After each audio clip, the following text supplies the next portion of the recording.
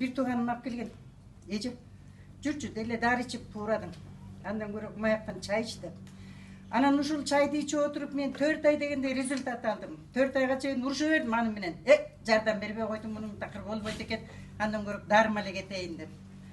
Анан жок, кармашып отуруп ушу 4 айда результат алдым. Эми азыр Кудайга шүгүр иштегениме алдай болуп калды. Жатып алган мен иштебем кереги жок, ден соолугум эле болсун деп. Анан эмне деп айтат элем? Мен эң жөнөкөй сөздү сүйлөгөндү да билбептирмин. Ушул жака келип үйрөндүм. Ушул жака келип көзүм ачылды, балдарга кандай мамиле, кошуналарга тияк бияка кабагым каршы түйүлүп эле минтип эле курушуп турчумун. Эле киши жактырчу эмесмин. Анан азыр Кудайга шүгүр. Тарынган кишилерим көп. Бирок кечирдим, аны делечи. Эми ортосунан бир экөөсү калды.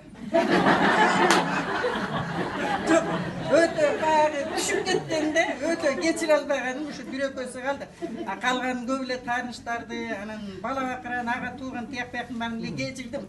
Анан деле аман болушсун деп элечи, бир Кудайдан кайтсын, аман болушсун. Эми буларга тарынганда бар эмне пайда, андан көрө көзүм оорой берет экен, коем. Оорубайын деп эле анан эми Кудайга шүгүр. Биринчи Кудайдан, экинчи ушул компаниядан мен терең ыраазымын ушуга. Ушу биздин Кыргызга алып келип койгон жанагы Рустам балага 1000 мертебе рахмат. Ушул өмүрү узун болсун, жашоосу жакшы болсун. Биз дагы ошолордун жашоосунда жетели. Бул биринчиден. Анан кыздар, анан айындар, балдар.